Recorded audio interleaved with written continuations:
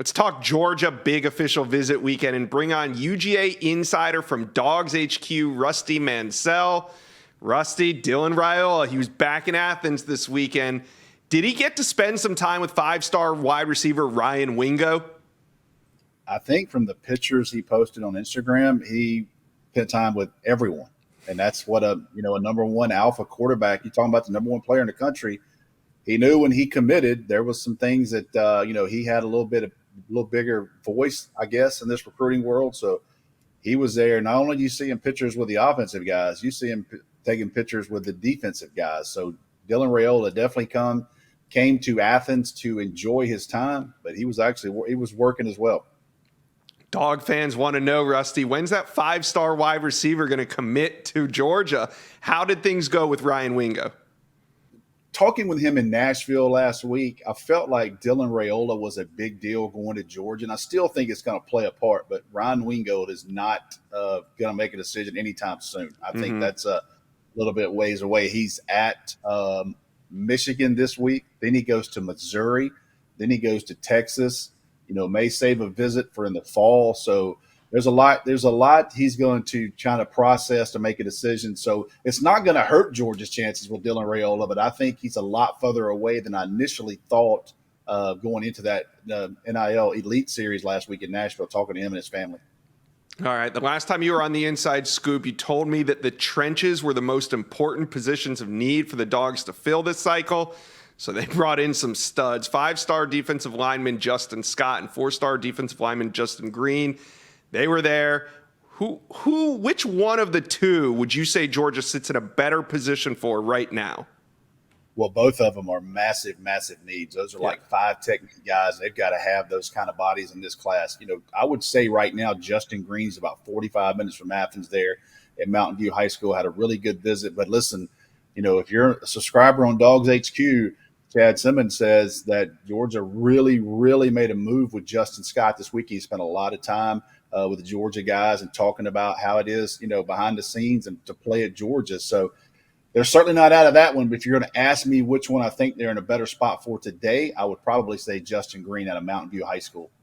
Okay, well, let's hit you with another couple 5-star defensive linemen. Williams-Nwaneri and edge Dylan Stewart. 5-star prospects. Did UGA make any headway there? I think with Nwaneri, they definitely did. Now, I wouldn't say that they whiffed on Dylan Stewart, but here's what we gathered out of the weekend. Nwaneri was able to spend time with Michael Williams, and he, some of the stuff we hear is you get negative recruited about you can't play as a freshman at Georgia. You go there, you're not going to play. Well, Michael Williams spent a lot of time and said, "Look, everybody told me the same thing. Guess what happened? I played as a freshman."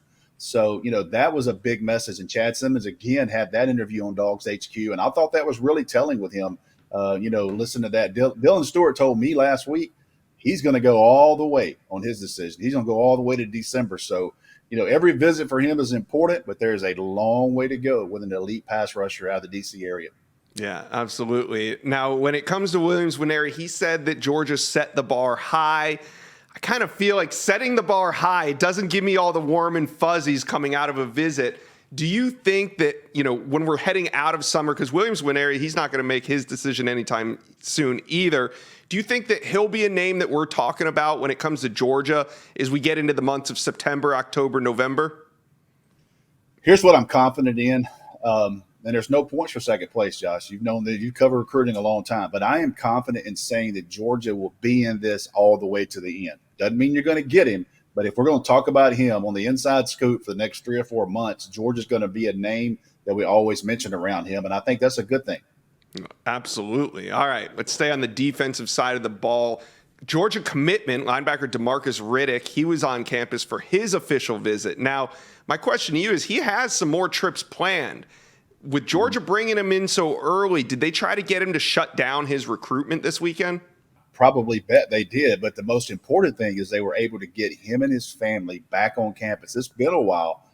They were trying to come late April, had some things come up, kind of a family deal. They were unable to come. So his stepdad, his mom, grandmother, it was an extended family trip for him in Athens this weekend. But listen, I've made it clear on DawgsHQ the entire time. Georgia's got their hands full with Alabama and Auburn with this one. Now, did it hurt their chances this weekend? Absolutely not. Spent a lot of time with some guys, some of the linebacker guys, and talked with Glenn Schumann. So, he is a verbal commit right now. I want to see where this thing is about the end of July, that first week of August, because he's going to take an OV to Alabama. He's going to take an OV to Auburn. Both of those in-state schools are on him hard.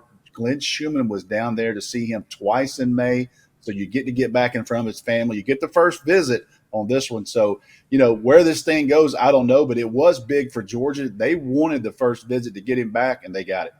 All right, let's switch over to the offensive side of the ball. Georgia had two massive human beings on campus at offensive tackle in 4 stars, Daniel Calhoun and Marquise Easley.